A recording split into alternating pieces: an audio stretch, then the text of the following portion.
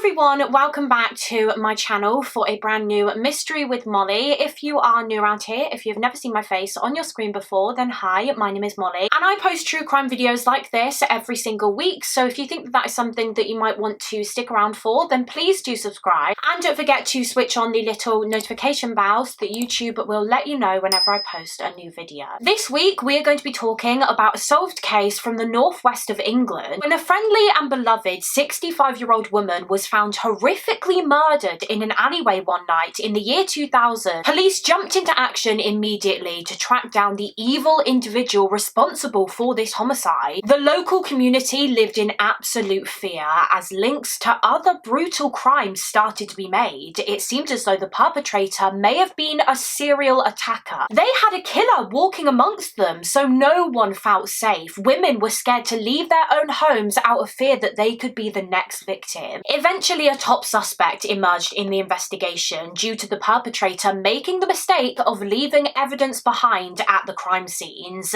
And as detectives began building their case against him, they realised the true extent, the true horrors of his offences, just how dark and dangerous this individual was. Join me as we delve into the terrifying case of the Rochdale Ripper. But quickly before we get into the case, I would just like to say a big thank you to Kitsch for very kindly sponsoring this section of the video. Kitsch is a female-owned, vegan and cruelty-free hair care brand that makes the most incredible shampoo and conditioner bars. I've really been trying to make an effort to be a bit more sustainable and a bit more mindful when it comes to my plastic waste. Making that switch from bottled bathroom products to Kitsch's shampoo and conditioner bars has been a big part of that for me. It's so much better for the environment and in my opinion a lot better for your hair too. Kitsch's products are free from phthalates, parabens, silicones and sulfates, and they are formulated with rice water protein, which helps to stimulate hair growth and improve hair texture and shine, and it helps to rebalance overly moisturized hair. But I have to particularly highlight just how much stronger my hair has felt since using Kitsch. I feel like I'm seeing a lot less breakage, it's growing in thicker, and my hair in general just feels a lot healthier, and it looks a lot healthier too. Kitsch also sells shower caddies and self-draining soap dishes, which look super cute in the bathroom. In fact, they don't just sell shampoo and conditioner bars actually, they also sell other body care products, skincare products, they sell hair accessories like scrunchies and hairbrushes and heatless curler sets, they sell sleep products like satin pillowcases, which are so much better for your hair than normal pillowcases by the way. Honestly, all of their products are incredible, but yeah, the shampoo and conditioner bars are where it's at for me. I love them. And Kitsch have very kindly given me a discount code to share with you guys. If you click the link in the description box and use my code, which is just Mollie, you can receive 25% off of your order, making each solid bar less than $11 or under $21 for both the shampoo and conditioner set. And they have a subscription option too, which will give you an even better discount. Again, that's the code Mollie for 25% off, and you can also click the link in the description box or scan the QR code that is on the screen right now to take you to Kitsch's website. Thank you so much once again to Kitsch for sponsoring this video and supporting the channel. Thank you to all of you guys watching for always showing your support to the sponsors that we work with on this channel. And now let's just get into the case. But just before we continue, please listen carefully to the following. This video contains heavy themes such as rape and sexual assault, and the topic of attempted suicide is also mentioned. Viewer discretion is advised. So for this week's case, we are going back more than 24 years ago now to September of 2000 in Rochdale, which is a town located in Greater Manchester in the northwest of England. And this is Eileen Yaak. She was a 65-year-old woman who lived in Rochdale. Born in 1935 as Eileen Mary Hamer, she was originally from Ukraine and she was a mother of four. She had four daughters actually, and she was also married. She had a husband named John Yaak who was 79 years old and he was also Ukrainian. But the couple had lived in Rochdale for more than 3 decades by the year 2000, I believe. It's where they chose to settle down and raise their family. And Eileen and her husband John were described as being a very sociable elderly couple. They loved meeting up with friends, going to the pub, going to the social club nearby, catching up with the locals, etc. They appeared to have a very active social life in Rochdale. Now, Eileen had retired by the time this case occurred. As I said, she was 65 years old, so she was no longer working. However, she used to work as a teacher. She attended the Warrington College where she completed her teacher training, and yeah, she was a teacher for a number of years. years. I think specifically she was an English teacher, and she seemed to really enjoy her career. And to be honest, I couldn't really find much more information than that online about Eileen Yaak and her life. It appears as though she was just a very nice, kind, friendly woman living in Rochdale with her family. It doesn't seem as though anyone really had a bad word to say about her. She was still happily married to her husband John, and together they were enjoying their retirement years, the time of life that was supposed to be for them to focus on their hobbies and interests and just enjoy each other's company and relax. However, in September of 2000, Eileen's retirement was suddenly cut short. Her life was suddenly cut short when she became the victim of a truly vicious and horrific crime which shook the community of Rochdale to its very core. The date was the 2nd of September 2000. It was a Saturday, and that Saturday, 65-year-old Eileen Yaak had actually been to a school reunion, a reunion with the people that she had attended the Warrington College with, where she trained as a teacher.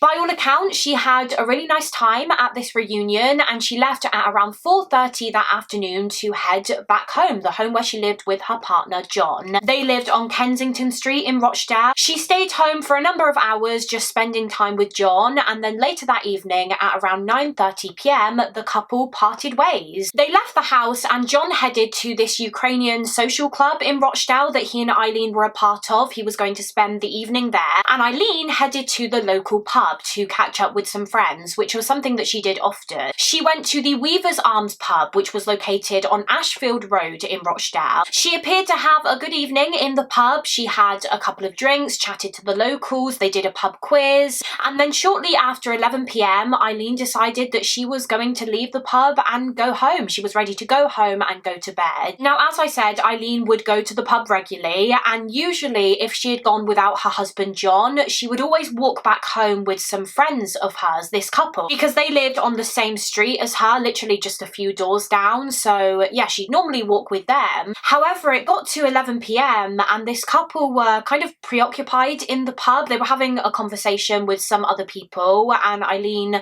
I guess, decided not to bother them, and so she proceeded to leave the Weaver's Arms and walk back home alone. And of course, she thought she would be absolutely fine to do so. This was a walk that she'd done countless times before, and it was an incredibly short walk. The journey from the pub to her home on Kensington Street was literally like 0.3 miles. It would have taken her like 5 minutes. And although it was gone at 11 p.m, there were street lights outside, so it wasn't like it was pitch black. And so yeah, she left the pub, she left the Weaver's Arms, and she began the trip back to her address. Only she never returned. Despite how short this walk back was, Eileen never arrived home. And when it got to around midnight in the early hours of the 3rd of September 2000, her husband John began to worry, because obviously it was very late by this point, and he knew that Eileen should have been back from the pub by now. And so because of his concern, he left his home, walked to the Weaver's Arms, and of course when he arrived, he realised that his wife wasn't in there, and his concerns only grew. And so a search for Eileen quickly began. One of the other people in the pub, who was good friends with John and Eileen, decided to, I think, just basically look along the streets, along the route that Eileen would have taken to get home that night, to see if he could spot her. And as he did this,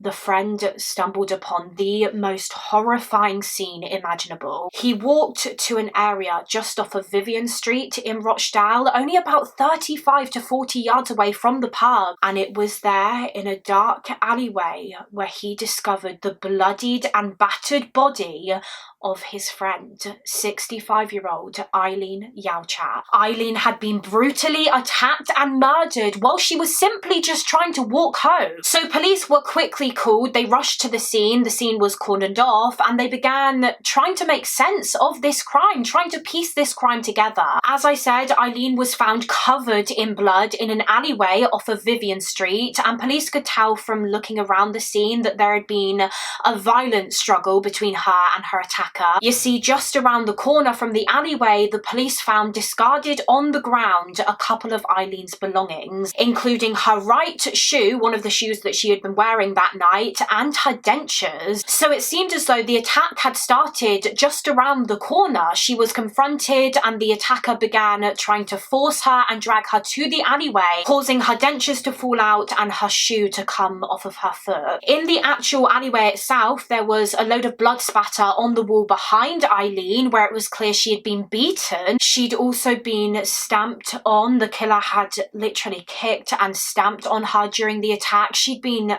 completely battered. But as I understand it, her actual cause of death was determined to have been strangulation. She'd been strangled with a pair of tights which were still wrapped tightly around her neck when police got to the scene. And according to one report, these tights actually weren't even Eileen's. It seemed as though they were the attackers. He brought them with him, indicating a level of premeditation here, as he essentially brought the murder weapon with him. Eileen was kind of partially clothed in the alleyway. The blouse that she was wearing had been ripped open and her bottom half was completely exposed, thought to be from where she had been assaulted, or at least the perpetrator had tried to sexually assault her, and she'd also been robbed. Police were eventually able to establish that Eileen's wedding ring had been taken off of her finger. It wasn't found at the scene, so the killer had stolen that from her body. I mean, it was unbelievable, the horrors that this poor woman was subjected to that night. Eileen was simply just trying to walk back home to her husband, and she was cruelly dragged to a dark and dingy alleyway and beaten and strangled to death. What kind of monster could do that to an innocent 65-year-old woman? Well, that was obviously a job for the police to find out. As soon as Eileen's body was found, a murder investigation was launched to try and find the evil individual that had done this, and fast, before he potentially struck again. I mean, someone who is capable of doing this to an elderly woman is more than capable of doing it again. So the police knew that they were against the clock here. They had to act fast to apprehend this individual, as panic was already beginning to spread. As you can imagine, news of Eileen's brutal murder spread like wildfire around the town of Rochdale. Her case was quickly all over the news, and people were shocked and terrified. The community were terrified that they potentially had a killer walking amongst them, a killer living amongst them, as it was widely believed that the perpetrator was likely a local. As part of the police's immediate inquiries, they began going door to door, asking people who lived along the route to and from the pub if they had seen or heard anything that night, if they had perhaps seen the actual murder taking place.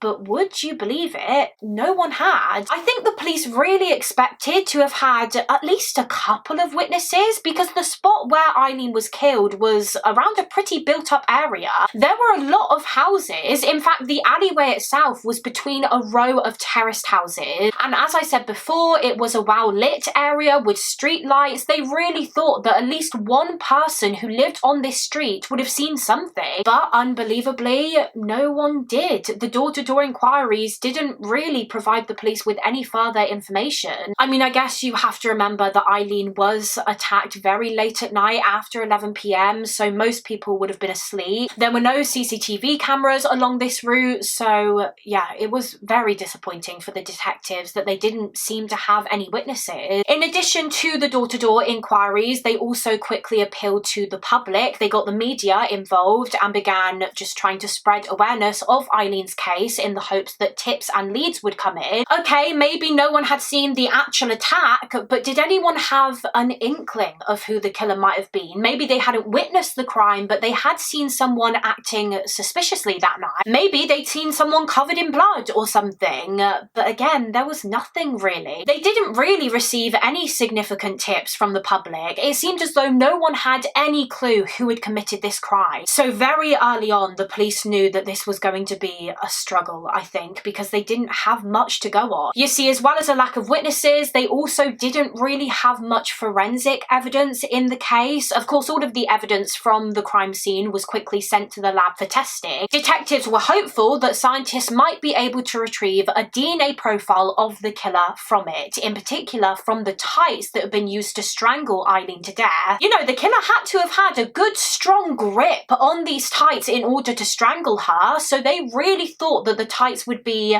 their best bet, I suppose, in terms of retrieving the perpetrator's DNA. But unfortunately, they were wrong. You see, these tights were so heavily blood-stained. There was so much of Eileen's blood on them, and this meant that they just couldn't pick up any traces of any unknown DNA, any of the killer's DNA. Scientists did find other forensic evidence. It wasn't DNA, but upon examining Eileen's clothing, they did find some fibres. They found some tiny green fibres actually on her dentures, which, if you remember, were found on the ground around the corner from the alleyway where the attack began. Although when looked at closely, it was established that these green fibres had actually come from Eileen's own clothing. However, there were other fibres found on Eileen's body which had not come from her, were not from her clothing. They were these little red and blue coloured fibres, which looked as though they had come from some kind of fleece jacket. So thinking that these may have come from the jacket that the killer was wearing, the police kept them in storage. In addition to the fibres, they also had other forensic evidence which actually came from Eileen's face. If you recall from earlier on in the video, we discussed how during the attack, Eileen had tragically been kicked and stamped on. The perpetrator had literally stamped on her face. In fact, she'd actually been stamped on with such force that the killer had left what looked like a shoe print shaped bruise on her cheek. So that was evidence, I guess, but the thing with this and the thing with the red and blue fibres was that they weren't actually going to be that helpful until the police had a suspect. Detectives actually described these kinds of findings as being, quote, evidence in waiting, because yes, they could be incredibly vital in solving this case later on down the line, but for right now, they weren't going to be that useful because they didn't have any people of interest. Once they'd identified a suspect, they could use these fibres and this shoe print mark to either rule them in or out. So for instance, they could try and match the suspect's shoes to the shoe print or match some of their clothing to the fibres,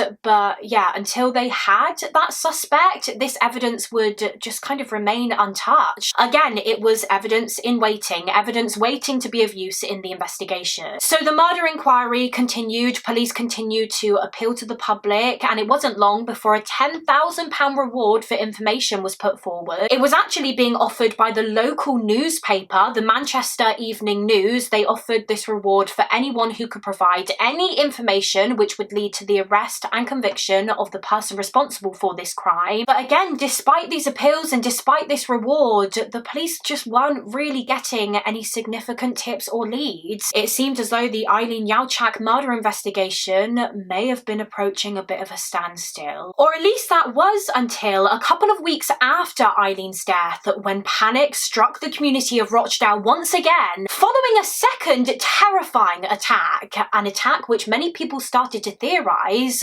may have been linked to Eileen's case. It was the 16th of September 2000, so exactly 2 weeks after Eileen was killed, and that night emergency services were called to Barron Street in Rochdale, only about a mile and a half away from where Eileen was murdered. They were called to Barron Street after a member of the public found a 19-year-old girl who had been raped and brutally attacked with a Stanley knife. She'd been stabbed and slashed with this knife so many times. She had cuts and wounds to her face. She'd been stabbed in the back, meaning that she was obviously covered in her own blood. And in fact, when this member of the public found her lying in the middle of the road on Barron Street, he actually thought initially that she was wearing a red dress, but of course she wasn't. She wasn't wearing a dress. This red colour that he could see was just blood. There was blood absolutely everywhere. So emergency services were called and this poor girl was taken to the hospital, and despite her horrific injuries, thankfully she did survive this attack. And again, news of this shocking crime, what would become known as the Barron Street rape, spread rapidly around Rochdale. The community was still reeling over the sudden and brutal murder of Eileen Yaak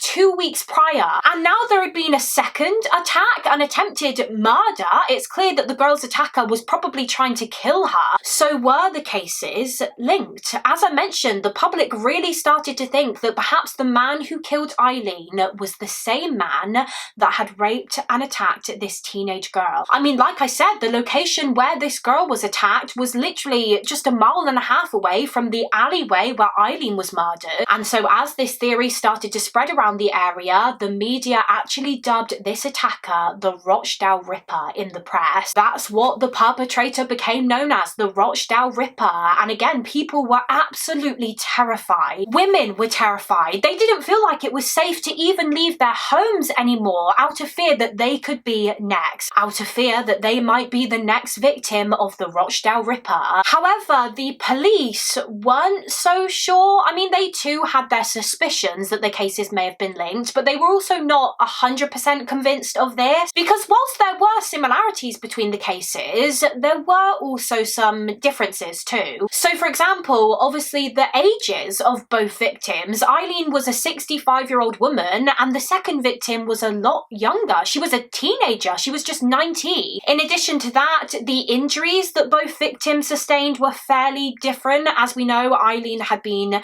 kicked and stamped on and strangled, and the Barron Street rape victim had been stabbed and slashed with a Stanley knife. So maybe the cases were connected, maybe they weren't. The police weren't sure yet, but obviously whilst detectives continued with trying to identify Eileen's killer, another team of detectives got to work on trying to solve this rape case. And fortunately, the scene of the crime did offer up some clues. It quickly became clear that the attacker had accidentally left evidence behind. So they'd firstly left what appeared to be a bloody handprint or palm print on a railing. There was this metal railing right by where the girl had been attacked. So it looked like after the perpetrator had raped and stabbed her, maybe he pulled himself up by grabbing onto this railing, and obviously he had blood on his hand, and yeah, he accidentally left this bloody handprint. And in addition to the handprint, he'd also left a shoe print. There was a shoe impression in some mud at the scene. So the police made a plastic cast of this print, which could be examined further by scientists, and when it was looked at further, experts were able to conclude that the shoe that had made this print was most likely a men's Nike trainer, maybe a size 9 or a size 10. So now the police had an idea of the kind of shoes that the rapist had been wearing when he carried out this attack. However, again, just like in Eileen's case, for the time being,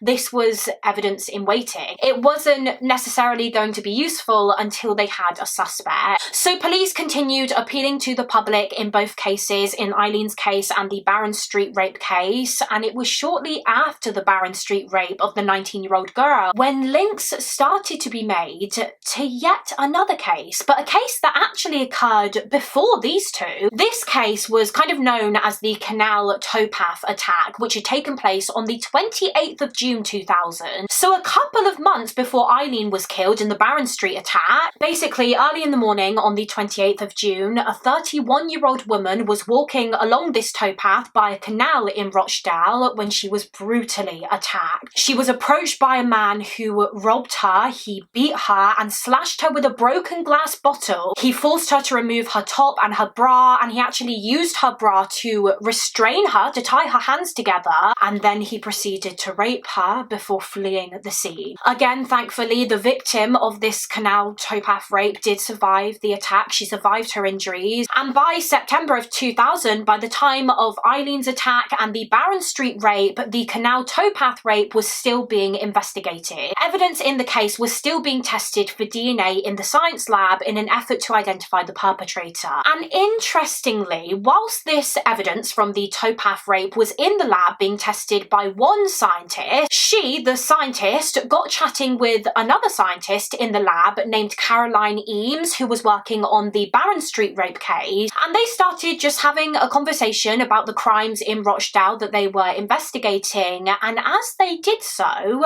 they realised that the crimes seemed incredibly similar. They realised that the victims in both cases had both been slashed, one with a Stanley knife, one with a broken bottle. They'd obviously both been raped, both been forced to remove their clothing, but the thing that stood out to the scientists the most as being the biggest similarity between these two attacks was the kind of comments that the rapist had made to the victims. Apparently, in both cases, in both the Canal Towpath rape and the Barron Street rape, the perpetrator had said things like, quote, "Put your head down and count to 1,000, and also, don't look at me or I'll cut your fucking eyes out." And it was following this conversation when the scientists really thought that, yeah, these two rapes may have been committed by the same man. There may have been a connection here, which the police themselves hadn't even made yet. They'd made no connection between the Barron Street rape and the Canal Towpath rape 3 months earlier. until now. Now, like I said, by September of 2000, evidence in the canal towpath rape was still being tested in the lab, including the bra, the victim's bra that had been used to tie her hands together. And luckily, the forensic scientist had a breakthrough, as on this bra, they were eventually able to detect traces of the rapist's semen. And they were able to extract a full DNA profile from this semen. And as soon as they had this profile, detectives uploaded it onto the National DNA Database, and as luck would have it, an immediate match flagged up. The match was to a young local man named Michael Hardacre. This match confirmed that he was the individual who had attacked and raped that 31-year-old woman on the canal towpath back in June of 2000. But who was Michael Hardacre? Well, by September of 2000, he was around 23 years old. As I said, he was a local. He lived in Rochdale. He was a drug addict. Articles state that he had an addiction to amphetamines and heroin. In fact, apparently he would spend about £150 a day on drugs. That's how addicted he was. And he was someone who was very much known to the police. He did have a pretty lengthy criminal record, spanning all the way back to when he was just a teenager. To as young as just 13 years old, he'd spent much of his teenage years in and out of young offenders institutions. Yeah, he had a lot on his rap sheet, although his convictions were not necessarily for particularly violent crimes. He was more so known as a petty criminal, I think. He'd committed thefts and burglaries and criminal damage and stuff like that. So he was never really considered a high-risk offender, I suppose, a violent individual. Apart from, there was one crime he had been convicted of, which was a lot more serious than petty theft. In 1996, so when he was around 19, 20 years old, he was sent to prison for mugging an elderly lady, a 76-year-old woman. Apparently he robbed her by stealing her handbag, and following this he pushed her to the floor and then just ran away. But he'd pushed her so hard with so much force that he actually broke her hip. So he was arrested for that. He spent a couple of years in prison, hence why his DNA profile was on the National DNA Database. And then, as I understand it, he was released from prison just a few months before the canal towpath rape in June of 2000. The rape that the police had now connected him to, as his DNA was a match to the semen found on the victim's bra. So as soon as this match was made, police moved in to arrest Michael Hardacre. He was arrested at his home, the home where he lived with his girlfriend, on the 26th of September 2000, and he was taken into the police station to be questioned about the canal towpath rape. However, he straight up denied it. Despite the DNA evidence linking him to the crime, the fact that his semen was on the victim's bra, he acted none the wiser. He denied any involvement in that attack, but of course the police knew that he was lying. The evidence against him was rock solid, so they knew that they'd have no issue in prosecuting him for that crime. But what about the Barron Street rape? As we discussed before, by the time Michael Hardacre was arrested, detectives had started exploring the possibility that the man responsible for the towpath rape was also responsible for the Barron Street rape, because of the comments about counting to 1,000 and don't look at me or I'll cut your eyes out that the perpetrator had made to both women. And of course they now knew for certain that Michael Hardacre was the canal towpath rapist, so they began looking for evidence which linked him to the Barron Street case too. And sure enough, they did find some. Following his arrest, the police started speaking to and taking statements from the people in Hardacre's life, his friends and family. And interestingly, they spoke to friends who claimed that they had been with Hardacre on the night of the Barron Street rape, the 16th of September 2000. They'd been hanging out, I believe taking drugs, at Michael, or Mickey's house, as he was known to his friends. His friends called him Mickey. They were at Mickey's house that night taking drugs when all of a sudden, in the early hours of the 16th of September, Hardacre got up and he left. He told his friends that he was just going to go out for a walk on his own. However, he didn't return until about 3:30 a.m.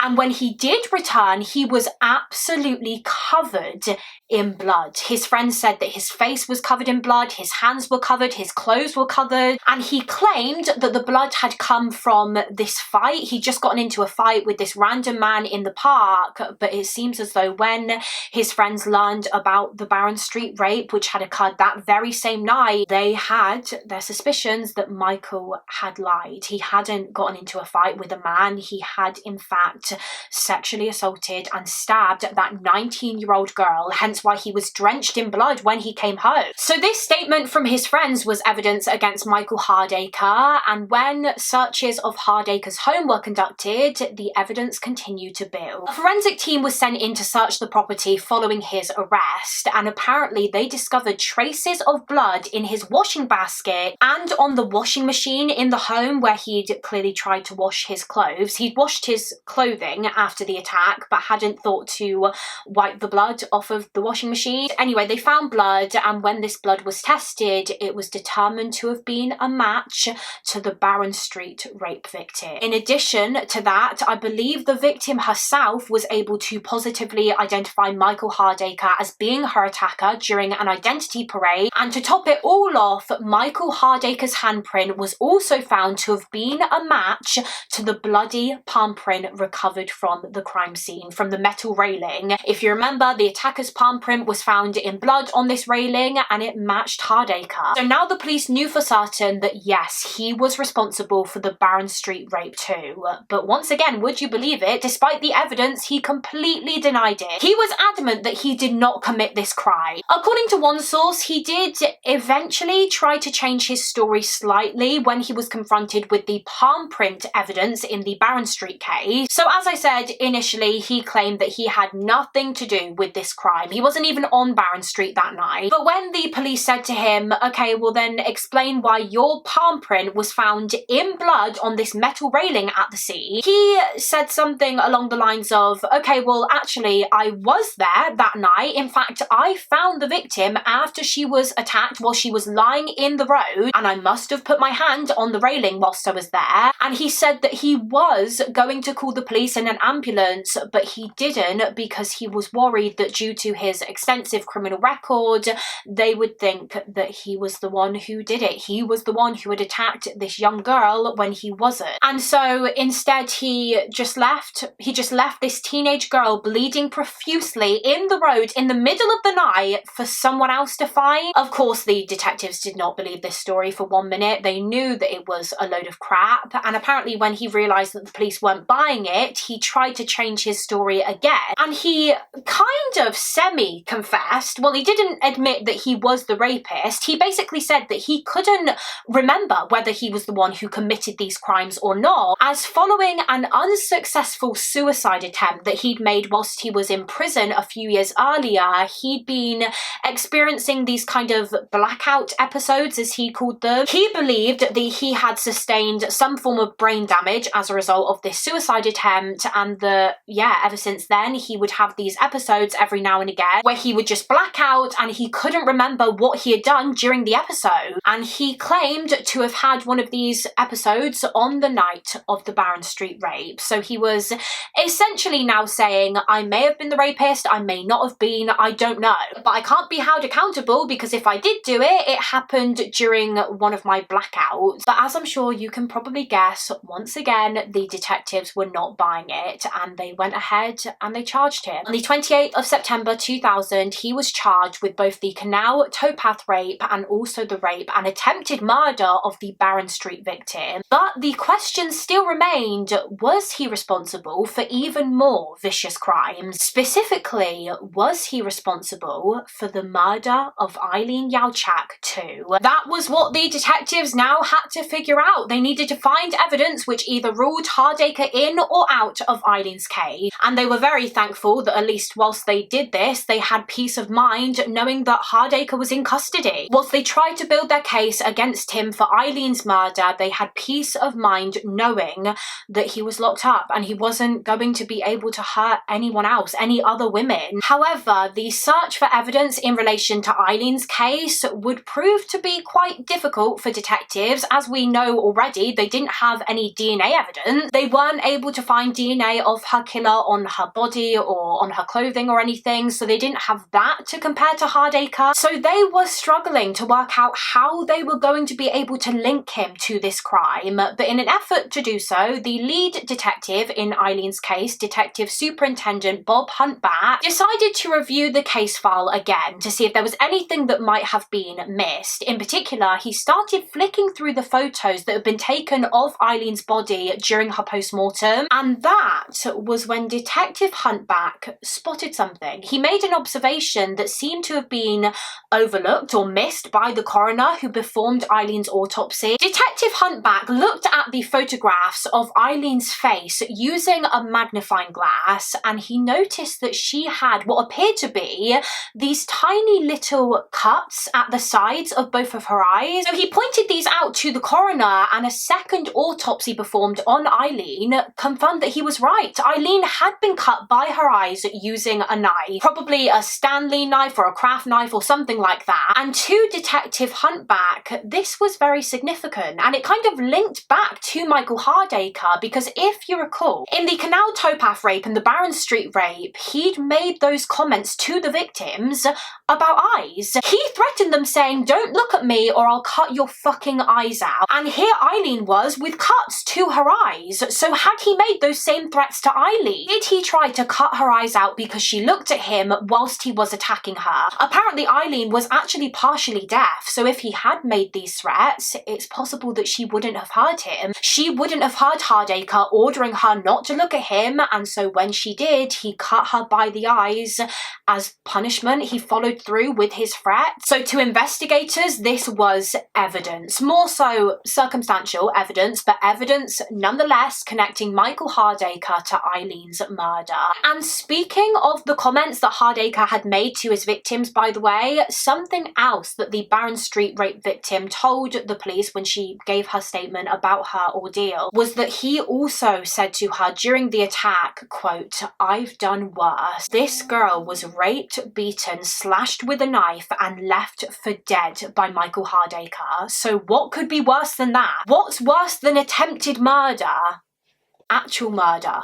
The murder of Eileen Yaak." Now again, the evidence of the cuts to Eileen's eyes was just circumstantial. The police knew that they would need more than that in order to arrest and charge him in relation to her case, and so the search continued, and they decided to revisit the evidence in waiting, the fibre evidence. If you remember, these tiny red and blue coloured fibres had been recovered from Eileen's body and her clothing, which police believed may have come from some kind of jacket that her killer was wearing that night. Now, a lot of Michael Hardacre's clothing had been collected from his house when police conducted that search warrant, and one of the items of clothing that they collected was this red and blue coloured Tommy Hilfiger fleece. Well, it was a fake Tommy Hilfiger fleece that Hardacre's girlfriend had brought for him at this market in Rochdale. In fact, apparently only 12 of them had been sold at this market. So scientists examined this fleece, they compared the material from it to the red and blue fibres recovered from Eileen's body, and bingo. They were a match, an exact match to the fibres found on Eileen. They had to have come from one of these fleeces, and the prime suspect, Michael Hardacre, owned one of them. In fact, most people in his life said that it was all he would really wear. To be honest, he loved this fleece. They described it as being like a second skin to him. He wore it that much. The fibre evidence was the concrete proof that the police needed to link Michael Hardacre to Eileen's homicide.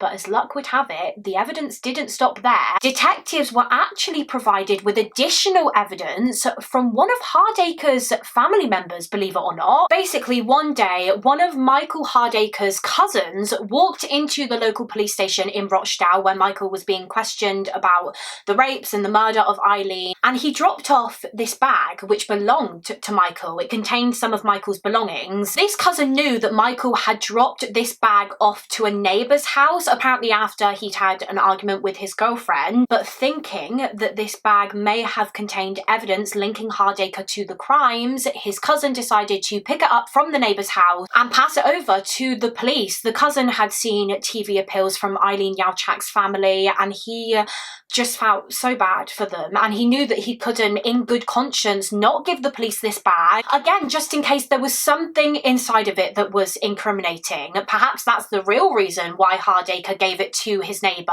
because he was trying to hide it. If the police searched his house, he didn't want them finding it if it contained evidence. So the cousin picked up this bag from the neighbours, he dropped it into the police station, and he told the officers that it belonged to Michael Hardacre. And guess what the police found when they opened it? There was a baseball cap and also a pair of size 10 Nike men's trainers. Exactly like the trainers that the experts believed had left the shoe print in mud at the Barron Street rape crime scene. In fact, these trainers, Michael's trainers, even had blood on them. And when this blood was tested, sure enough, it matched the Barron Street victim. And the tread on the trainers matched the shoe print from the crime scene. But would the trainers match evidence in Eileen's case too? As we know, Eileen had a shoe print shaped bruise on her face from where she had been stamped on by the perpetrator. So experts compared the tread from Hardacre's Nike trainers to the shoe marks on Eileen's face,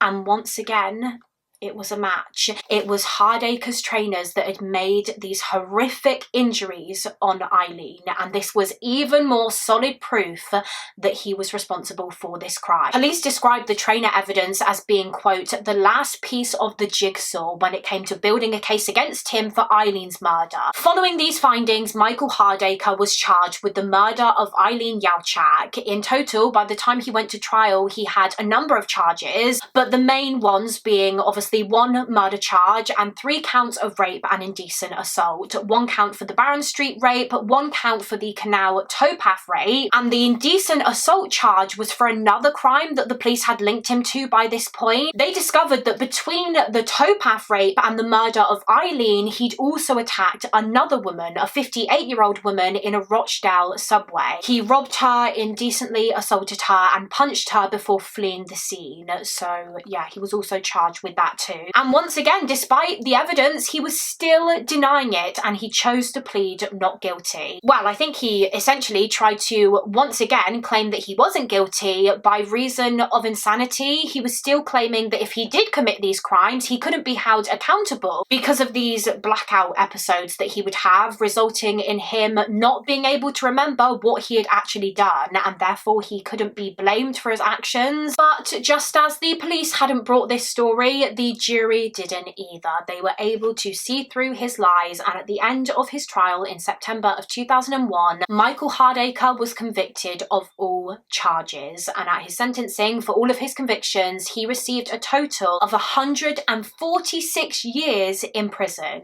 And so prison is where Michael Hardacre still remains to this day. And that concludes this case. That is the case of Michael Hardacre, the Rochdale Ripper, and Eileen Yaak. A shocking and devastating case. My heart goes out to all of the victims of Michael Hardacre and of course Eileen's family. It's just so sad that, like I said at the start of the video, Eileen was at that time of life where she just wanted to enjoy herself and relax with her husband John, enjoy their retirement after years of working as a teacher, and that was all cruelly snatched away from her. It's awful. But yeah, that is it for this case. As always, please do let me know your thoughts and opinions on this case down below in the comments. I would love to hear what you guys think, and also feel free to let me know of any other cases that you would like to see me cover on this channel. Again, you can pop them down in the comments, or you can go through my case request form, which is linked in the description box. Thank you all so much for watching. Please do give this video a thumbs up and subscribe if you haven't already, and I will see you again next week for another mystery with Mollie. Bye.